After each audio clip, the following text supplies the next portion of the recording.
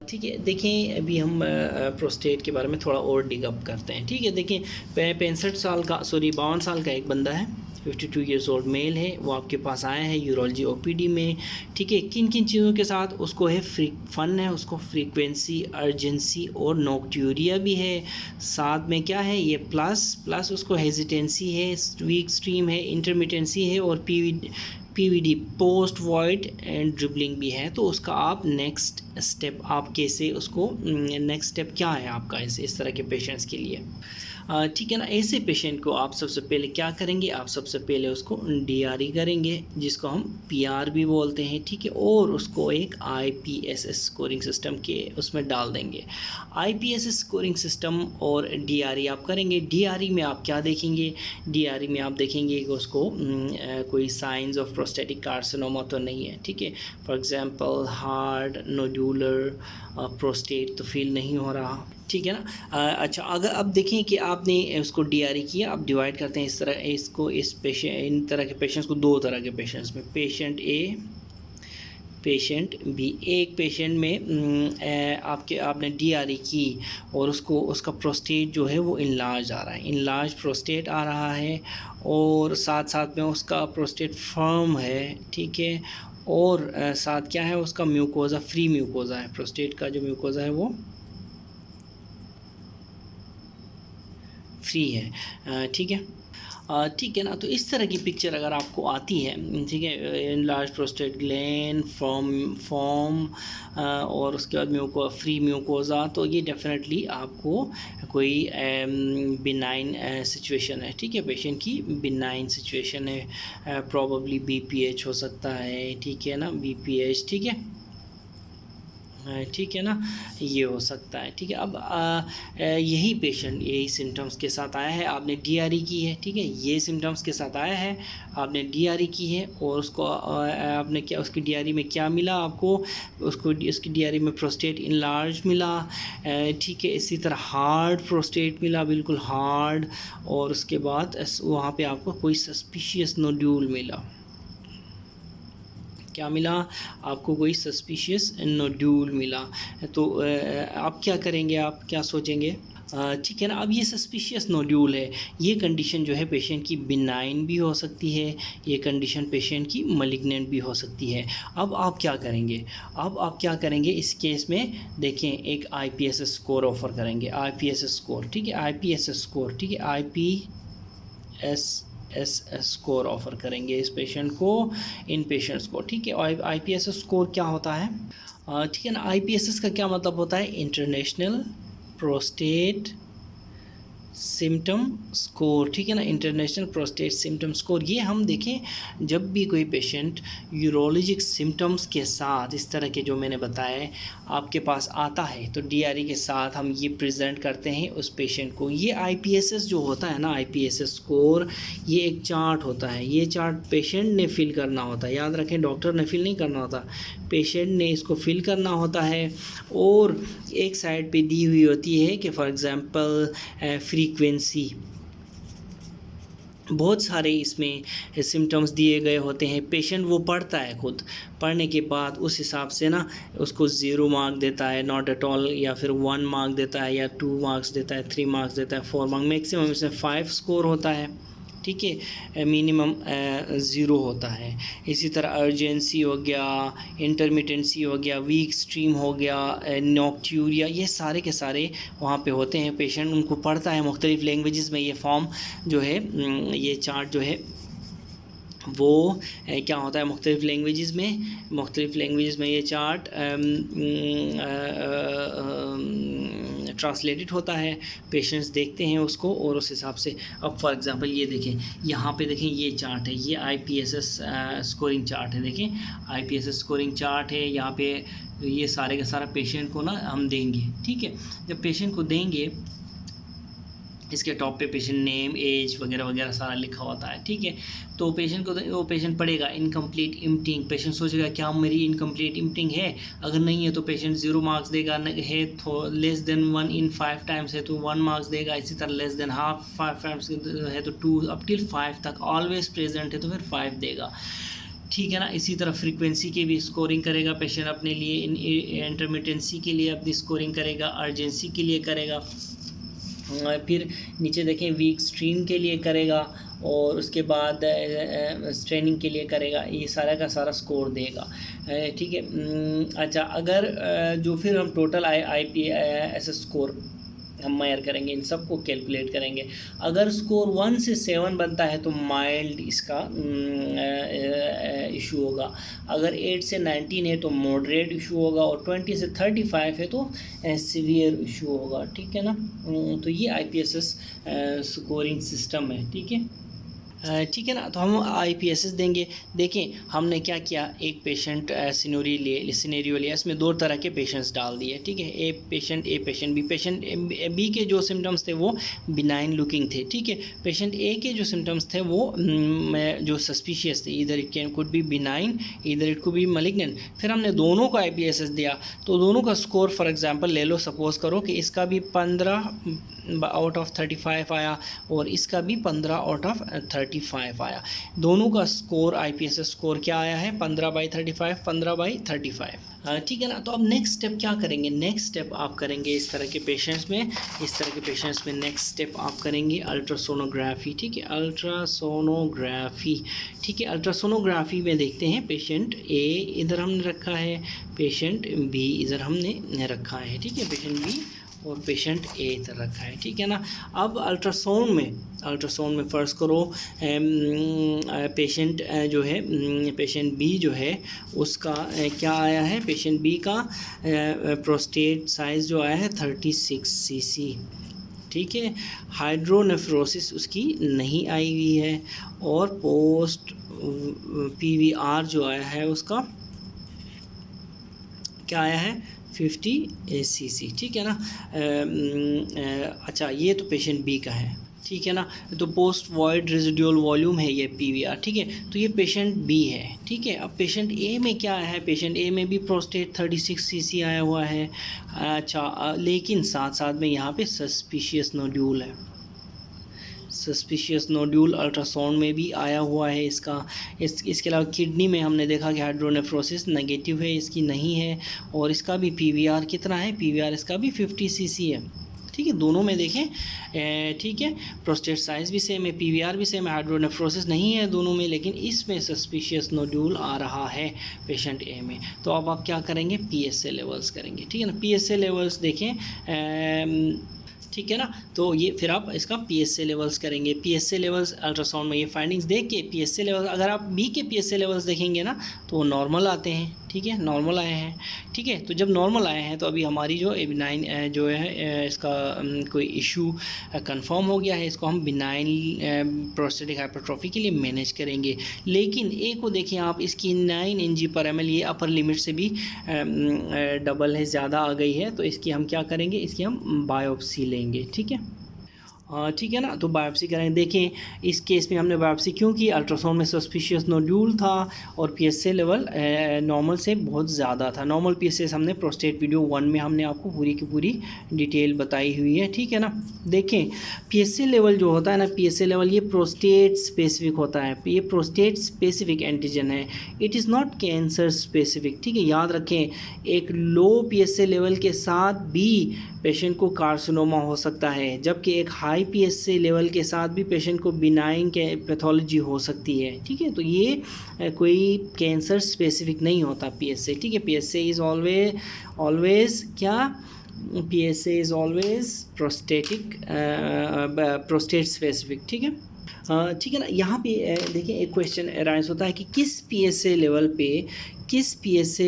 पे आप सोचेंगे कि इस पेशेंट को बायोप्सी होनी चाहिए, तो वो है अगर PSA ग्रेटर देन 3 Ng/ml हो, तो आप उसको सोचेंगे कि उसको बायोप्सी उसकी होनी चाहिए। प्लस पॉजिटिव फाइंडिंग्स हो, अगर पायरेट, जिस तरह बायरेट्स होता है ब्रेस्ट की इमेजिंग स्कोर थ्रू रेडियोलॉजी, इसी तरह पायरेट्स भी होता है प्रोस्टेट इमेजिंग स्कोर, ठीक है। तो MPMRI में, अगर इसको कहते हैं मल्टी पैरामीट्रिक MRI, इसमें हम पायरेट स्कोर देखते हैं, तो ठीक है, इस स्कोर की बेस पे भी हम बायोप्सी जो है वो एडवाइस करते हैं, ठीक है। ठीक है ना, यानी कि PSA level greater than 3 Ng हो और सस्पिशियस लेजन हो ऑन MPMRI, तो आप बायोप्सी के लिए जाएंगे। ठीक है, ठीक है ना। देखिए जो बायोप्सीज़ होती हैं ना, बायोप्सीज़ प्रोस्टेट की दो किस्म की होती हैं।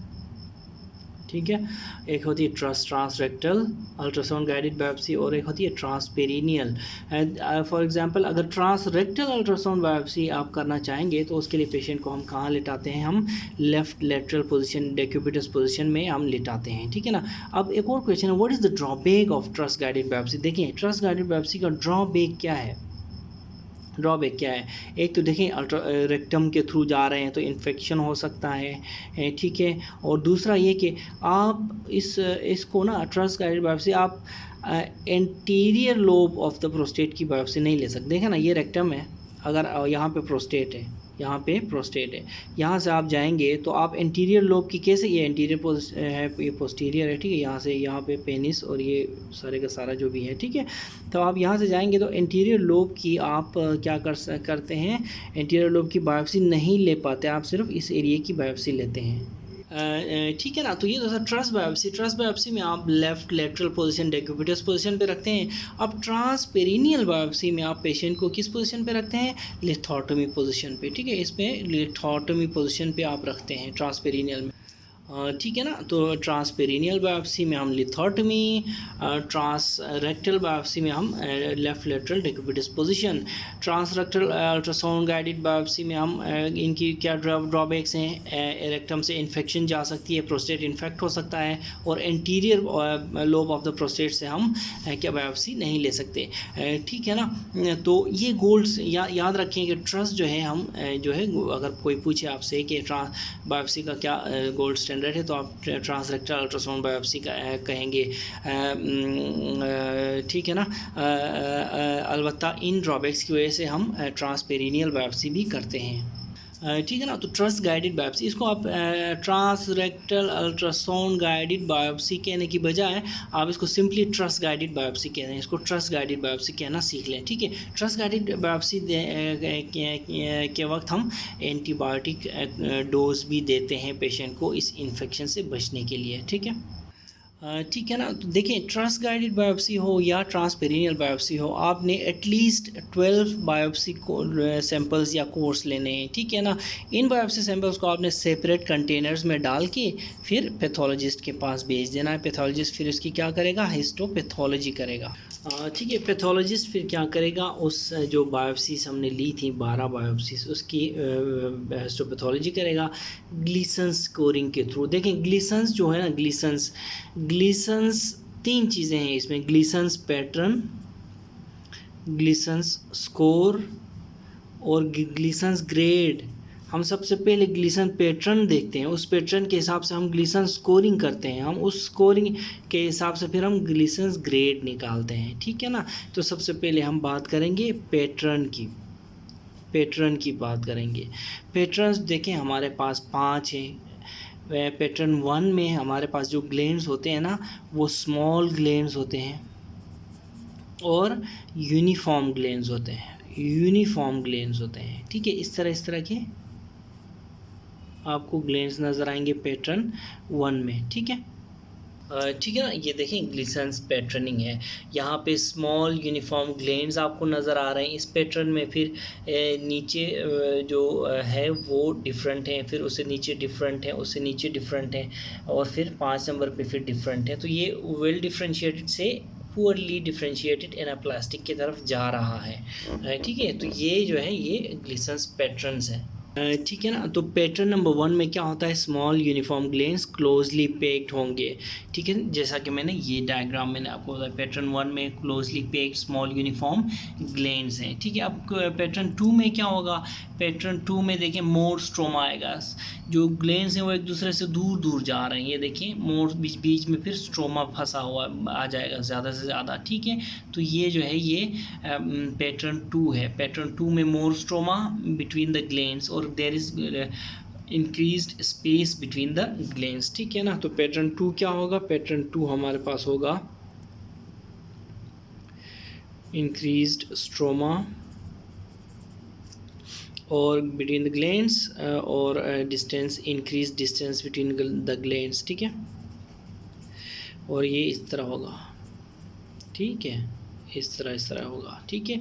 तो ये दो पैटर्न्स आ गए हमारे पास, पैटर्न 1, पैटर्न 2, ठीक है ना। फिर पैटर्न 3 में और भी डिस्टेंस इन बढ़ जाता है और फिर यहाँ पे इन्फिल्ट्रेटिव मार्जिन्स आते हैं, जैसा कि मैं आपको दिखा दूँ। ये देखें, डिस्टिंक्टली इन्फिल्ट्रेटिव मार्जिन्स होते हैं पैटर्न 3 में। पैटर्न 3 देखो बिल्कुल डिफरेंट सा लग रहा है एज़ कम्पेयर टू 1 एंड 2, ठीक है। ये लेकिन याद रखें, पैटर्न 1, पैटर्न 2 और पैटर्न 3 में ग्लैंड्स ज़रूर होते हैं, ठीक है। ये देखें, ग्लैंड्स लिखा हुआ है, इनमें ग्लैंड्स ज़रूर होते हैं, ठीक है। अब हम आगे देखेंगे ग्लैंड्स नज़र भी नहीं आएंगे, ठीक है। अब ये देखें, यहाँ पे पैटर्न 4 आ रहा है, बिल्कुल आपको ग्लैंड्स नज़र ही नहीं आ रहे और ओनली ओकेजनल ग्लैंड फॉर्मेशन। ये देखें, 1-2 ग्लैंड्स नज़र आ रहे हैं, बाकी नियोप्लास्टिक वो है, ठीक है। ठीक है। फिर 4 में क्या है, irregular masses of neoplastic glands, और 5 में क्या है, only occasional glands are present. अब अगर मैं रियल पिक्चर आपको दिखा दूं पैटर्न नंबर 1 की, तो वो कैसी होगी, वो मैं आपको अभी दिखाता हूँ। पैटर्न नंबर 1 की एक्चुअल जो पिक्चर है वो मैं आपको दिखाता हूँ। देखें, क्लोज ग्लैंड्स है ना, यहाँ पे देखें, यहाँ पे आपको ना बिल्कुल क्लोज पे ग्लैंड्स नज़र आएंगे। तो ये पैटर्न 1 है, ठीक है। ये देखें, पैटर्न 1 है प्रोस्टेट का, ग्लीसन्स पैटर्न 1 है, ठीक है। ये देखें, ये प्रोस्टेट का पैटर्न ग्लीसन पैटर्न 2 है। ग्लैंड्स दूर जा रहे हैं और ज़्यादा से ज़्यादा स्ट्रोमा बीच में उनके आ रहा है, ग्लैंड्स दूर जा रहे हैं एज़ कम्पेयर टू प्रीवियस 1, इसमें ग्लैंड्स दूर है, ठीक है। फिर 3 में क्या था, डिस्टिंक्ट इन्फिल्ट्रेटिव मार्जिन्स। तो ये देखें, यहाँ पे आपको डिस्टिंक्ट ग्लैंड्स दूर तो हैं ही सही, लेकिन यहाँ पे देखें डिस्टिंक्ट इन्फिल्ट्रेटिव मार्जिन्स नज़र आ रहे हैं, स्ट्रोमा भी बढ़ रहा है इसमें, ठीक है। तो ये ग्लीसन का पैटर्न 3 है, ठीक है। फिर हमारे पास क्या है, फिर हमारे पास है irregular masses of the pattern 4। Pattern 4 में irregular masses of neoplastic glands. ये देखते हैं इसकी रियल पिक्चर कैसी होगी, ठीक है। अच्छा, अब जो पैटर्न 4 है ना, ग्लीसन का पैटर्न 4, ये बहुत इंपॉर्टेंट है, ठीक है। पैटर्न 4 एग्ज़ाम्स में बहुत आता है। पैटर्न 4 में 2 चीज़ें होती हैं, एक क्रिब्रिफॉर्म पैटर्न होता है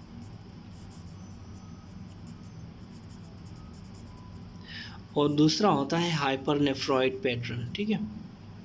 हाइपरनेफ्रॉइड स्कीम्स ही होती है ये सेल्स की, ठीक है। ये दोनों की पिक्चर, ये पैटर्न 4 में ये दोनों चीज़ें होंगी, ये दोनों चीज़ें, एक क्रिब्रिफॉर्म पैटर्न और एक हाइपरनेफ्रॉइड पैटर्न होगा, जो कि मैं आपको अभी दिखा देता हूँ, ठीक है। क्रिब्रिफॉर्म पैटर्न जो होता है ना, वो इस तरह का होता है, ये देखें यहाँ पे इस तरह का, ठीक है। ये देखें, डर्टी ऐसी है, आपको पिक्चर नज़र आ रही है, ठीक है। तो यहाँ पे आपको क्रिब्रिफॉर्म टाइप आपको जो है ये इसका सिनेरियो सा नज़र आ रहा है, बैकग्राउंड सा, ठीक है। अगर आप इसको करीब से देखें तो ये देखें, इसमें पंच्ड आउट वाइटिश स्पेसेस होती हैं, ये देखें, ये whitish punched out whitish spaces, इनको ना क्रिब्रिफॉर्म पैटर्न बोलते हैं, ठीक है। यही चीज़ अगर आप इसमें भी देख लें, इसमें भी आपको पंच्ड आउट वाइटिश आपको ये स्पेसेस नज़र आएंगे, इनको क्रिब्रिफॉर्म पैटर्न बोला जाएगा प्रोस्टेट का, और ये पैटर्न 4 में होता है, याद रखें, ठीक है। अब दूसरा जो होता है ना, दूसरा इसमें जो पैटर्न 4 में आपको नज़र आएगा, वो क्लियर सेल्स नज़र आएंगे, वाइटिश क्लियर सेल्स नज़र आएंगे। इस पैटर्न को ना हाइपरनेफ्रॉइड पैटर्न बोलते हैं, ये भी पैटर्न 4 में होते हैं, ठीक है। तो 2 चीज़ें होती हैं पैटर्न 4 में, क्रिब्रिफॉर्म पैटर्न, हाइपरनेफ्रॉइड पैटर्न, ठीक है, ठीक है ना। तो एज ए निमोनिक पैटर्न 4 में क्या होता है, क्रिब्रिफोर पैटर्न होता है, और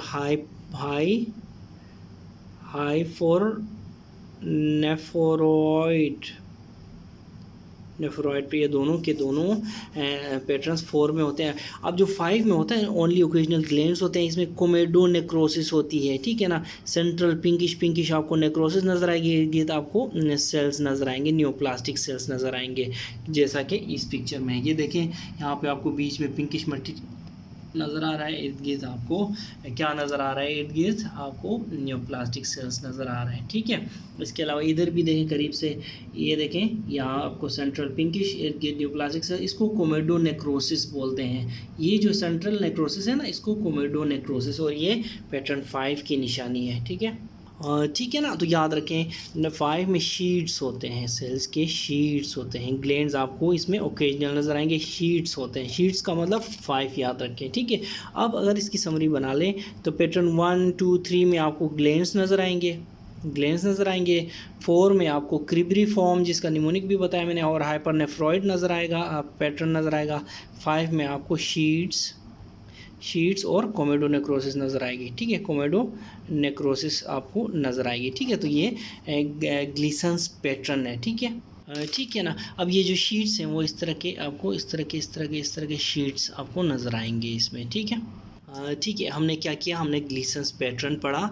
अब हम देखते हैं ग्लीसन्स स्कोरिंग, ठीक है। Gleason scoring on the basis of the pattern ही हम ग्लीसन की स्कोरिंग क्या करते हैं। देखिए इसमें हम स्लाइड जब लेते हैं ना तो प्राइमरी पैटर्न देखते हैं, secondary, primary pattern is the dominant pattern, याद रखें, ठीक है। अब फॉर एग्जांपल एक स्लाइड आपने ली, ठीक है। स्लाइड में आपने देखा कि 80% आपको नज़र आ रहा है कि ये पैटर्न 4 है, 20% आपको नज़र आ रहा है कि ये क्या है, पैटर्न 5 है। तो आपका स्कोर कितना होगा, स्कोर आप 4 + 5 करके ऐड करके 9 ग्लीसन स्कोर बनेगा आपका। अगर आपको लग रहा है कि आपका जो तो फिर देखिए ये प्राइमरी पैटर्न होगा और ये फिर सेकेंडरी प्रोडक्ट, या यहाँ पे ये प्राइमरी पैटर्न होगा, ये सेकेंडरी। फॉर एग्जांपल अगर आपका प्राइमरी पैटर्न भी 4 है, सेकेंडरी पैटर्न भी 4 है, तो आप क्या करेंगे, आप इसको 4 + 4 8 करेंगे, ठीक है। तो आपने प्लस करना है, देखिए 2 पैटर्न्स को प्लस करके आपने ग्लीसन स्कोर निकालना है, ठीक है। ग्लीसन स्कोर 2 से लेके 10 तक होता है, ये 2 से कम नहीं हो सकता और 10 से ज़्यादा नहीं हो सकता, ठीक है, ठीक है। वो क्योंकि 5 पैटर्न्स है ना हमारे पास, 1 से लेके 5 तक पैटर्न्स हैं, उसमें हम प्राइमरी और सेकेंडरी को मिला के हमने मैक्सिमम कितना होगा 5 + 5 10 और मिनिमम कितना होगा 1 + 1, बाकी सारे इन बिटवीन आते हैं, इन 2 से 10 तक, 2 से 10 तक बिटवीन में आते हैं, ठीक है, ठीक है ना। फ़र्ज़ कर लो हम यहाँ पे एक स्लाइड है, इसमें हम 80-20 P4 P5 नहीं देख रहे हैं, उसमें सिर्फ और सिर्फ P4 ही है, पूरे के पूरी स्लाइड में 100% P4 है, बाकी कुछ है ही नहीं। तो हम क्या करेंगे, हम P4 को ना 4 + 4 कर देंगे, ये याद रखें, इस पॉइंट पे आके कंफ्यूज नहीं होना, 4 + 4 कर देंगे, ठीक है। फॉर एग्जांपल कोई एग्जामिनर कहता है कि 80% उसमें P4 है, 20% P पैटर्न 5 है, तो स्कोर क्या होगा, इसमें तो आप 4 + 5 करके 9 कर लेंगे। लेकिन एग्जामिनर कहता है स्लाइड है जिसमें 100% P4 पैटर्न है, तो आप क्या करेंगे फिर 4 + 4 करके 8 उसका होगा। अगर 3 है तो 3 + 3, 1 है तो 1 + 1, ठीक है। इस तरह आपने याद रखना है, ठीक है ना। अब देखें मैं एक यहाँ पे एक एक्सरसाइज कराता हूँ आपको, primary score, primary pattern, secondary pattern score and grade, ठीक है। तो अगर प्राइमरी पैटर्न 3 है, सेकेंडरी पैटर्न 3 है, प्राइमरी पैटर्न 3 है, सेकेंडरी पैटर्न 4 है, तो कितना होगा 7, ये 3 × 3 6 था, स्कोर कितना होगा 7, 4 × 3, primary pattern 4, secondary pattern 3, score कितना होगा 7, 4 + 4 स्कोर कितना होगा 8, 5 + 4 स्कोर कितना होगा 9, 5 + 5 स्कोर कितना होगा 10। अब हमने सारा कर लिया, स्कोर पैटर्न्स भी कर लिए, स्कोर भी कर लिया, ग्रेडिंग रहता है, क्या रहता है, ग्लीसन्स ग्रेडिंग, ठीक है ना। ग्लीसन्स ग्रेडिंग जो है, देखें ग्लीसन्स ग्रेडिंग, अगर तो आपका स्कोर 9 10 है तो वो ग्लीसन्स ग्रेड 5 बनता है, ठीक है, ग्लीसन्स ग्रेड 5 बनता है। अगर आपका स्कोर 6 से कम है, 6 से कम है तो ग्लीसन स्कोर 1 बनता है, ठीक है। 6 से कम है, 6 या 6 से कम है, ग्लीसन स्कोर 1 बनता है, ठीक है। तो हमारा ये ग्रेड 1 हो गया, ग्रेड 5 हो गया।